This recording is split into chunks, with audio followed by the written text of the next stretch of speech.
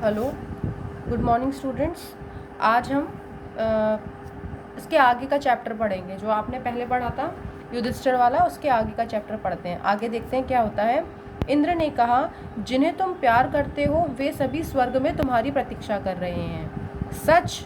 तब तो मैं अभी आपके साथ चलता हूँ। ऐसा कहकर युधिष्ठिर ने कुत्ते की तरफ देखा और कहा, चलो बेटा, तुम भी मेरे साथ रथ पर चलो। इंद्र ने कहा, क्या यह कुत्ता भी रथ पर चढ़ेगा? एक कुत्ता स्वर्ग जाएगा? नहीं, कुत्तों के लिए स्वर्ग में कोई स्थान नहीं है।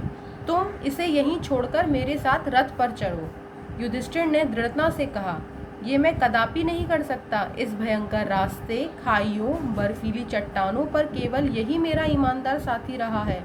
मेरे भाई एवं पत्नी सब मुझे एक एक करके अकेला छोड़कर चले गए हैं।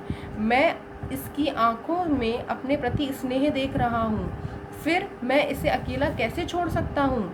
मैं इसके बिना स्वर्ग नहीं जाऊंगा।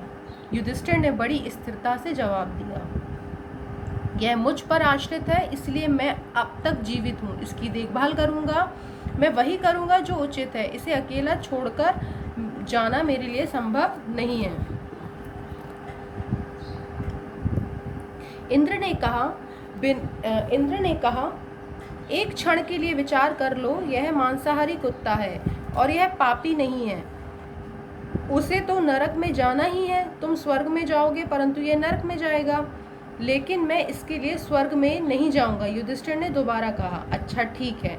इंद्र ने विचार कर उत्तर दिया, तुम अपने साथ स्वर्ग नहीं ले जा सकते, मगर इसे अपने स्थान पर स्वर्ग भेज सकते हो, लेकिन फिर तुम्हें नरक जाना पड़ेगा। इंद्र ने कहा, स्वीकार है। युधिष्ठिर ने खुश होकर उत्तर दिया, कुत्ते को स्वर्ग ले जाइए, मैं नरक में जाने के लिए तैयार हूँ। जैसे ही युधिष्ठिर ने यह शब्द कहे, वैसे ही कुत्ते ने अचानक अपना स्वरूप बदल लिया। वह धर्म था जो हमेशा उचित कर्म ही करता था।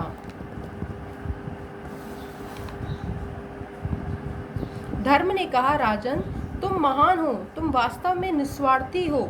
तुम मनुष्य और पशुओं के समान भाव से स्नेह करते हो। तुम्हारा हृदय सबके लिए स्नेह से परिपूर्ण है। इस प्रकार इंद्र और धर्म की परीक्षा में युधिष्ठिर खड़े उतरे। युधिष्ठिर को आज भी धर्मराज के नाम से जाना जाता है। इस कहानी से हमें शिक्षा मिलती है, बच्चों, युधिष्ठिर धर्मराज थे। धर्मराज का अर्थ होता है धर्म का पालन करने वाला व्यक्ति। आप भी उन जैसे महान बन सकते हैं, लेकिन इसके लिए कठिन से कठिन परिस्थितियों में भी सत्य बोलने का प्रण करना होगा। अर्थात अगर हम किसी भी मुसीबत, किसी भी परेशानी में हैं, हमें उससे विचरना नहीं है और हमें हमेशा सत्य का ही पालन करना चाहिए। ये इस कहानी से हमें शिक्षा मिलती है।